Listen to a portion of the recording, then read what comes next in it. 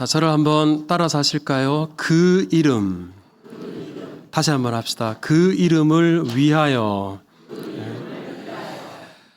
제가 항상 조심하고 또 우리 교육자분들에게도 주의를 부탁하는 것이 있어요. 그것은 이름을 가볍게 여기지 말아달라라는 겁니다.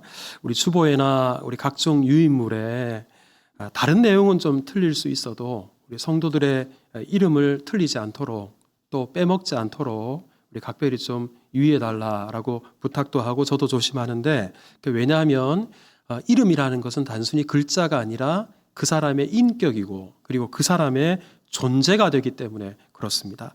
여러분, 이름이 얼마나 중요한가 하는 것은 다른 예를 들 필요도 없어요. 하나님의 이름, 예수님의 이름만 놓고 봐도 이름이 이렇게 중요하구나 생각하게 되는데, 모세가 어느 날 하나님께 하나님 이름 좀 가르쳐 주세요 이렇게 말씀을 드렸어요. 그랬더니 하나님께서 출애굽기 3장 14절에 이렇게 대답을 하십니다. 나는 스스로 있는 자니라. 여러분, 이게 에흐예 아쉐르 에흐예예요. 에흐예, 여기에서 여호와 야훼가 나오거든요. 여기서 하나님께서 나는 스스로 있는 자다 1인칭이잖아요. 그럼 우리가 하나님을 부를 때는 1인칭으로 부르지 말고 몇 인칭으로 불러야 돼요? 3인칭으로 불러야 되거든요. 그래서 우리 이 에흐예, 나는 스스로 있는 자다, 하나님은 스스로 계신 분입니다라를 바꾸면 한번 따라서 해보세요. 여호와, 다시 한번 야훼, 이렇게 하나님의 이름이 여러분 여기에서 나왔습니다. 그래서 하나님의 이름 여호와라는 이름 안에 하나님이 어떤 분이신지, 하나님은 누구로부터 나오신 분이 아니에요. 누가 만들어낸 존재가 아니에요. 영원 전부터 스스로 존재하시는 초월자, 절대자가 바로 하나님이시다. 그 이름 안에 하나님의 존재와 정체성이 다 담겨 있는 겁니다. 여러분, 예수님의 이름도 마찬가지죠. 여러분, 예수님이 왜 예수님일까요? 여러분 너무 잘 아실 거예요. 마태복음 1장 21절에 우리 천사가 하나님의 말씀을 전합니다. 아들을 낳으리니 이름을 뭐라 하라? 예수라. 여러분, 예수라는 이름 누가 지어주신 이름이에요? 하나님이 지어주신 이름이에요. 예수의 이름의 뜻이 뭔가? 여러분, 예수를 히브리어로 예슈아라고 하거든요. 그 뜻이 하나님이 구원하신다예요. 하나님이 무엇에서 우리를 구원하시나? 이어지는 말씀을 보십시오. 그가 자기 백성을 그들의 뭐에서? 죄에서. 여러분, 죄 때문에 우리가 심판받잖아요. 죄 때문에 지옥 불못에 떨어지잖아요. 죄 때문에 멸망받을 수밖에 없잖아요. 그런 우리를 구원하시기 위해서 하나님께서 하나밖에 없는 아들을 우리 대신 십자가에 못 박혀 죽도록 하시기 위해서 이 땅에 보내신 분, 그분이 바로 예수님입니다. 그러니까 예수님이라는 이름 안에 예수님이 어떤 분이신지, 왜 이 땅에 오셨는지, 우리를 위해서 무엇을 하시는지, 예수님의 존재와 인격과 그 하나님의 사랑과 그 하나님의 은혜가 그 이름 안에 다 담겨 있는 겁니다. 여러분, 이런 이유로 우리가 어떻게 구원받나? 자, 여러분, 우리가 어떻게 구원받습니까? 예수님 믿어야 구원받죠. 그런데 성경에서는 이걸 이렇게 표현을 해요. 로마서 10장 13절을 보면 누구든지 주의 뭐를 불러야 돼요? 이름을 불러야 돼요. 예수님의 이름을 믿어야 되고 이름을 불러야 구원받는다고 하고요. 반대로 어떤 사람이 구원받지 못하나, 어떤 사람이 심판을 받게 되나, 요한복음 3장 16절에 보면 하나님의 독생자의 뭐를 믿지 않아서? 이름을 믿지 않아서. 여러분, 이름이 이렇게 중요합니다. 예수 그리스도, 그 이름 안에 구원이 있는 줄 믿으시기 바랍니다. 예수 그리스도, 그 이름 안에 영원한 생명이 있는 줄 믿으시기를 바랍니다. 여러분, 예수님의 이름이 이렇게 중요하니까 제가 더러 신방을 갔는데 임종을 앞두고 계신 분들, 그리고 너무 힘들어서, 너무 고통스러워서 말씀 한마디도 제대로 입으로 내뱉기가 어려운 분들 신방할 때가 있어요. 우리 그분들 마음은 그렇게 지금 힘들 때니까 하나님의 은혜가 필요하고 기도하고 싶잖아요. 그래서 여러 가지 기도를 해야 되는데 기도를 못하는 거예요. 할 수가 없는 상황이에요. 그때 제가 그분의 손을 잡고 그렇게 말씀합니다. 자, 저를 한번 따라서 해보세요. 그러면서 여러분들도 한번 따라서 해보세요. 예수, 다시 한번 예수님, 이것만 하시라고. 예수님, 이것만 하시라고. 여러분, 예수님이라는 이름을 부르는 순간 우리를 구원하신 주님께서 그 마지막 순간에 우리를 그냥 내버려 두시겠어요? 그냥 예수라는 이름만 불러도 끝까지 이 사망의 음침한 골짜기를 지나가도록 나와 함께 하실 줄 믿습니다. 그 마음의 소원이 담겨져 있는 거고요. 예수, 그 이름만 불러도요, 이 고통의 순간, 다른 사람이 나를 도와주지 못하고 함께 하지 못하지만 예수님은 끝까지 나와 함께 하시고 또 이 병상에서 일어나게 하실 뿐만 아니라 내 손을 붙잡고 계시다. 이 믿음이 그 이름 안에 다 담겨져 있는 겁니다. 때문에 사랑하는 성도 여러분, 우리가 훗날 모든 기억이 우리의 머리에서 지워지고 심지어 내 이름을 잊어버릴지라도 한번 따라서 합시다. 예수. 다시 한번 예수. 이 이름만은 절대로 잃어버리지 않고 굳게 붙잡고 우리 주님 앞에 서는 그날까지 예수님 이름 부르다가 우리 주님 앞에 서는 은혜가 있기를 주님의 이름으로 축복합니다. 여러분, 예수님의 이름이 얼마나 중요한가 하는 것은 오늘 세례식을 하잖아요. 세례 학습, 우리 입교식을 거행하는데 이것만 봐도 알 수 있어요. 예수님의 제자들이 복음을 전하고 예수님을 믿는 사람들에게 세례를 베풀 때 누구의 이름으로 세례를 베풀었는지 아세요? 우리 사도행전 2장 38절을 보면 베드로가 사람들에게 말합니다. 너희가 회개하고 각각 예수 그리스도의 뭐로? 이름으로. 예수님의 이름으로 세례를 받아라. 사도행전 19장 5절에 보면 이번에는 바울이 사람들에게 주 예수의 무엇으로? 이름으로 사람들에게 세례를 베풀었습니다. 여러분, 사실 이때 세례를 베푼 사람은 베드로였어요. 바울이었어요. 하지만 이 사람들이 자기의 이름으로 세례를 베풀지 않았습니다. 왜냐? 여러분, 세례 집례자는 아무것도 아니에요. 제가 평소에 양복을 입는데 오늘은 가운을 입고 여러분 앞에 섰다 그래서 무슨 특별한 제가 존재가 된다거나 거룩한 존재가 된다거나 저는 아무것도 아니에요. 이 세례식을 주관하시는 분은 예수 그리스도인 줄 믿으시기 바랍니다. 그리고 세례는 어떤 사람에게 베푸나 예수님 믿는 사람에게 세례를 주는 거예요. 또한 예수이라는 이 이름 안에 삼위 하나님, 성부, 성자, 성령의 구원과 사랑과 은혜가 다 담겨져 있어요. 예수라는 이름이 삼위 하나님의 그 구원의 집약체입니다. 또한 세례를 받게 되면 이제는 그리스도인으로 살아가게 되는 거예요. 여러분, 그리스도인이 뭐예요? 내 이름이 아니라 예수님의 이름이에요. 세례를 받게 되면 이제 나는 내 이름이 아니라 예수님의 이름으로 일컬음을 받는 성도가 되는 겁니다. 그러기에 여러분, 이 세례는 제가 아무리 집례한다 하더라도 그 어떤 사람, 훌륭한 위대한 목사님이 집례한다 그러더라도 사람의 이름으로 집례하면 안 되고요. 한번 따라서 합시다. 예수님의 이름으로, 예수 그리스도의 이름으로 세례를 베풀게 되는 겁니다. 여러분, 오늘 예수 그리스도의 이름으로 우리 학습 입교받는 분들에게도 이 예수님의 은혜와 이름의 은혜와 능력이 임하기를 주님의 이름으로 축복합니다. 자, 그러면 이렇게 예수님의 이름으로 학습받고 입교받고 세례받는 분들, 이분들은 어떻게 살아야 되나? 자, 그런데 우리 예수님의 이름을 대하는 사람들의 자세가 두 가지예요. 첫째는 한번 따라서 합시다. 예수님의 이름을 이용합니다. 자, 그런 사람이 있고요. 또 한 가지는 한번 따라서 합시다. 예수님의 이름을 위하여 삽니다. 여러분, 이거 중요해요. 오늘 예배하는 분들, 성도님들을 제가 크게 둘로 나눌 수 있어요. 하나는 이미 세례를 받은 분들, 또 하나는 앞으로 세례를 받을 분들, 둘밖에 없어요. 우리는 이 세례와 뗄래야 뗄 수 없거든요. 그런데 제가 목회를 하면서 깨달은 것은 우리 성도님들이 예수님의 이름으로 세례를 받았는데 또 예수님의 이름으로 세례를 받을 것인데 그 예수님의 이름을 이용해서 뭔가 얻어내려고 예수님의 이름을 수단과 도구로 삼으려는 사람이 있고요. 아니면 그 이름이 나를 구원하고 그 이름이 나에게 생명을 주고 그 이름이 나에게 능력이 되니까 어떤 상황에서도 예수님의 이름을 위하여 살겠습니다. 이렇게 둘로 나눠지더라고요. 여러분, 이렇게 나눠지는 이유가 예수님의 이름이 단순히 우리에게 구원을 주는 이름에만 그치지 않기 때문에 그렇습니다. 사도행전 3장 6절을 보면 우리 베드로가 성전에 들어가는데 태어날 때부터 걷지 못하는 병자가 하나 앉아 있어요. 베드로가 말했어요. 내가 은도 너에게 줄 수 없고 금도 너에게 줄 수 없다. 하지만 나에게 있는 것이 있는데 그것을 너에게 주노니 한번 따라서 합시다. 예수 그리스도의 이름으로 일어나 걸어라. 누구의 이름으로? 예수님의 이름으로 일어나 걸으라 그랬더니 태어날 때부터 걷지 못했던 이 사람이 그 자리에서 벌떡 일어났어요. 엄청난 기적, 예수님의 이름의 능력이 나타난 겁니다. 우리 사도행전 16장 18절을 보면 이번에는 바울이 귀신 들려서 고통당하고 있는 사람에게 한번 따라서 합시다. 예수 그리스도의 이름으로 나가라 그랬어요. 그랬더니 끝부분을 보십시오. 귀신이 즉시 나가니라. 여러분, 예수님의 이름은 이렇게 사탄의 권세, 귀신의 권세도 놀라서 도망가는 능력인 줄 믿으시기를 바랍니다. 자, 여러분, 이렇게 예수님의 이름이 구원을 줄 뿐만 아니라 능력이 되니까, 기적을 불러 일으키니까 사람들이 오해하는 거예요.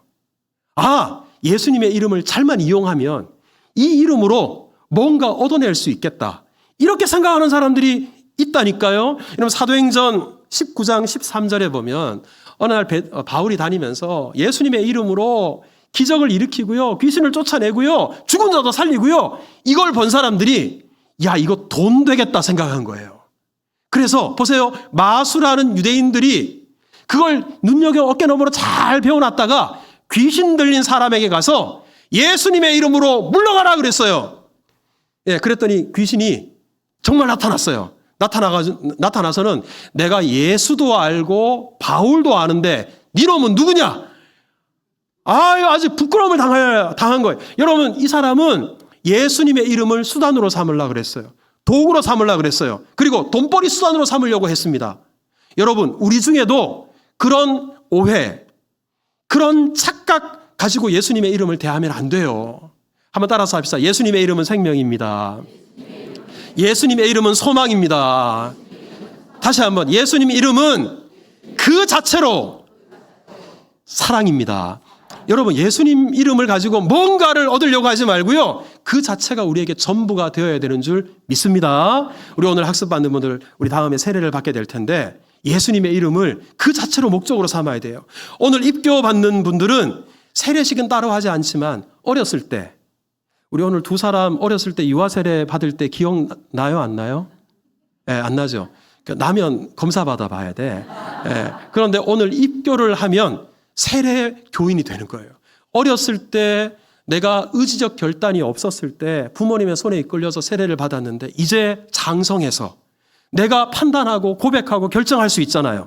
그 나이에 예수님은 나의 구주입니다. 나는 예수님의 이름을 믿습니다. 이 고백이 있을 때 예수님의 이름으로 입교를 받으면 이제 두 사람은 세례교인이 되는 거예요. 그러니까 이제 예수님의 이름으로 내가 예수의 사람이 되었으니 예수의 이름을 이용하는 사람이 되면 안 돼요. 예수님의 이름을 위하여 사는 사람이 되어야 됩니다. 자, 여러분, 이렇게 예수님의 이름에 권세가 나타나다 보니까 이제 앞서 말씀드린 것처럼 이렇게 이용하려는 사람들이 생기고요. 그리고 이것 때문에 심지어 베드로와 그리고 사도들, 제자들의 인기가 막 올라가고요, 사람들이 주목하기 시작합니다. 그런데 동시에 핍박이 찾아왔어요. 여러분, 오늘 우리가 사도행전 5장을 읽었는데 이 내용이 바로 태어날 때부터 걷지 못하는 사람을 베드로가 예수님의 이름으로 고친 그 스토리와 이어집니다. 자, 이 일 때문에 당시에 종교 지도자들이 그냥 내버려둬서는 안 되겠다라고 생각을 합니다. 그래서 오늘 본문 40절, 자, 같이 한번 읽어볼까요? 40절 시작. 그들이 옳게 여겨 불러들여 채찍질하며 예수의 이름으로 말하는 것을 금하고 놓으니. 자, 여기서 베드로와 사도들이 예수님의 이름으로 복음을 전하고 그리고 귀신을 쫓아내고 병을 고치니까 예수의 이름을 절대로 말하지 말아라, 그러면서 두들겨 패는 거예요. 또다시 너희가 예수님의 이름을 입에다가 내뱉으면 너희들을 죽일지도 모른다, 협박을 하고 제자들을 풀어줬어요. 여러분, 이 사람들이 누구냐면 다름 아니라 예수님을 십자가에 못 박아 죽였던 산헤드린 공회원들입니다. 자, 여러분, 만약에 베드로를 비롯한 제자들이 예수님의 이름을 이용하고 예수님의 이름을 돈벌이 수단으로 삼고 예수님의 이름을 통해서 뭔가를 얻어내려고 목적으로 삼았던 사람들이었다면 이렇게 채찍질 당하고, 그리고 만약에 예수님 이름 또 말하면 죽인다라는 협박을 받았을 때 어떻게 하겠어요? 저 같으면 다시는 예수님 이름을 입에 담기가 힘들었을 거예요. 주저됐을 거예요. 하지만 이 사람들은, 자, 우리 오늘 본문 41절을 한번 보십시오. 같이 읽겠습니다. 시작. 사도들은 그 이름을 위하여 능력받는 일에 합당한 자로 여기심을 기뻐하면서 공회 앞을 떠나니라. 자, 베드로를 비롯한 사도들은 그 이름을 이용해서가 아니고 그 이름을 뭐예요? 위하여예요. 그 이름이 수단이 아닌 거예요. 그 이름이 목적인 거예요. 그 이름이 전부인 거예요. 그러니까 산헤드린 공회원들이 아무리 협박을 해도 아무리 채찍질을 해도 이 사람들은 전혀 그것 때문에 낙심하지 않아요. 오히려 이렇게 예수님 이름 때문에 내가 능욕을 받고 고난을 받고 채찍을 맞는 것, 이거 너무 기쁜 일이다. 내가 예수님과 함께 고난받을 수 있어서 이거 얼마나 감사하냐. 이렇게 고백하는 거예요. 뿐만 아니라 그 다음 절을 한번 보실까요? 42절 같이 읽습니다. 시작. 그들이 날마다 성전에 있든지 집에 있든지 예수는 그리스도라고 가르치기와 전도하기를 그치지. 산헤드린 공회에서는 예수님 이름을 입 밖에도 내지 말아라. 가르치지 말아라. 예수님의 이름으로 어떤 일도 하지 말아라. 그랬는데도 이 사람들은 성전에 있든지 집에 있든지 그것도 날마다 예수는 그리스도라고 예수님의 이름을 전하고요. 예수님의 이름으로 사람들을 살렸습니다. 이 사람들은 예수님의 이름을 이용하려고 한 게 아니에요. 예수님의 이름이 목표였어요. 예수님의 이름이 전부였습니다. 우리 오늘 이 자리에 세례를 받으신 분들, 그리고 앞으로 세례를 받으실 분들만 계시는데 우리가 예수님의 이름을 믿고 예수님의 이름으로 예수의 사람이 되었으니 이용하는 사람이 아니라 그 이름을 위하여 사는 사람들이 다 될 수 있기를 주님의 이름으로 축복합니다. 우리 제가 예전에 한번 여러분들에게 소개해 드린 적이 있습니다만 우리나라 사람으로서 한국 땅에서 최초로 세례를 받은 사람이 있어요. 그 사람이 누구냐면 노충경이라는 사람입니다. 우리 사진을 보시면 이분입니다. 그런데 여러분, 이 사람이 세례를 받을 때 사실 우리나라에서 세례를 베풀면 이게 불법이었어요. 우리 알렌 선교사가 1884년에 한국에 왔고요. 그 다음에 언더우드와 아펜젤러가 한국 땅에 왔잖아요. 그런데 이분들이 한국 땅에 오고 나서 선교사로 한국에 입국할 수는 있었지만 그렇다고 한국인들에게 전도를 하거나 한국인들에게 세례를 베풀면 이게 불법이었어요. 그러면 이게 언제 합법이 된지 아세요? 이때로부터 14년이 지나서 1894년이 되어서야, 그때서야 우리 한국 사람들에게 전도할 수 있게 되었습니다. 그랬는데요. 그래서 이 사람들은 선교사님들이 처음에 와서는 학교 짓고요. 그 다음에 병원에서 환자들 케어하고요.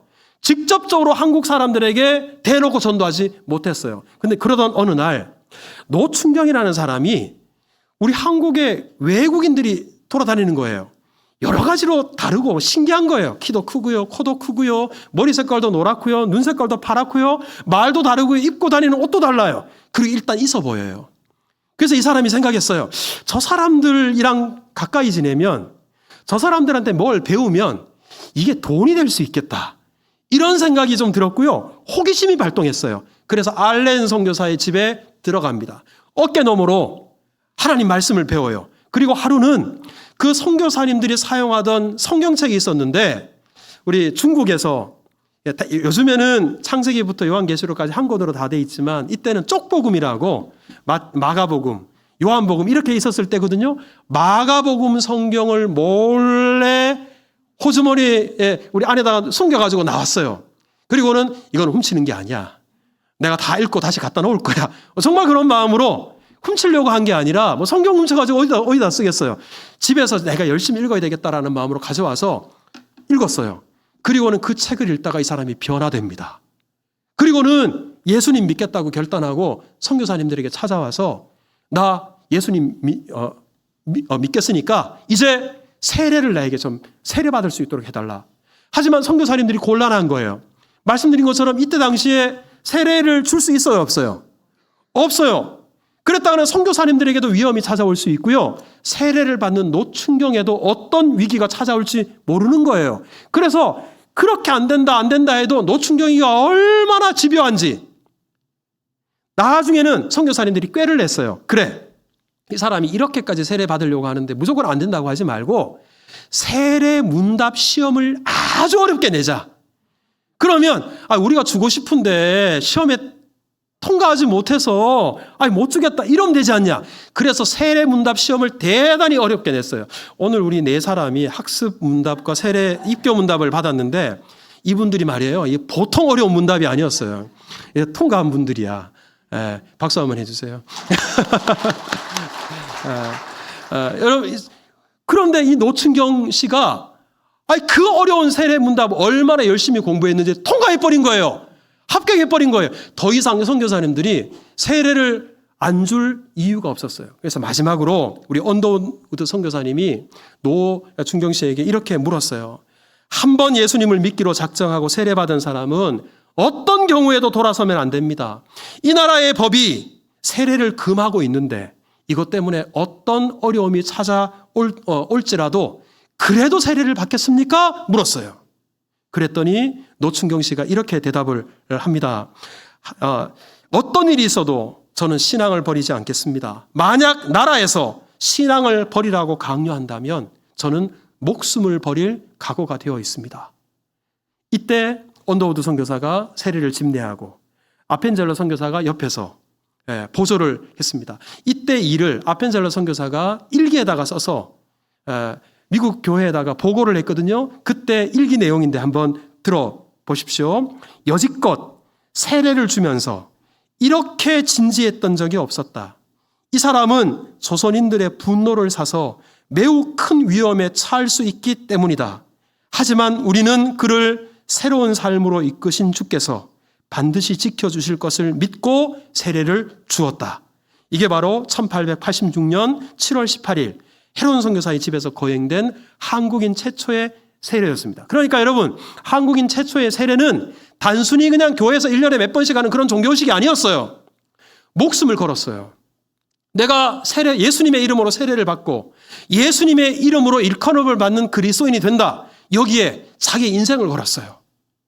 이미 세례를 받은 분들, 앞으로 세례를 받을 분들, 오늘 성례에 참여하는 분들, 과연 우리 또한 이렇게 무겁게 예수님의 이름을 생각하고 있는지, 우리 성령께서 우리 모두에게 은혜를 베풀어 주셔서 예수님의 이름으로 구원받고 예수님의 이름을 능력이라고 믿는 믿음으로 그 이름을 붙잡고 살아가는 우리가 앞으로는 그 이름을 이용하고 그 이름으로 뭔가를 얻어내려고 하는 사람이 아니라 그 이름 때문에 고난을 받고 그 이름 때문에 채찍질을 당할지라도 한번 따라서 합시다. 그 이름을 위하여, 그 이름을 위하여 살아가는 우리 모두가 될 수 있기를, 특별히 오늘 입교 학습받는 분들, 그런 믿음의 소유자들 되기를 주님의 이름으로 축복합니다.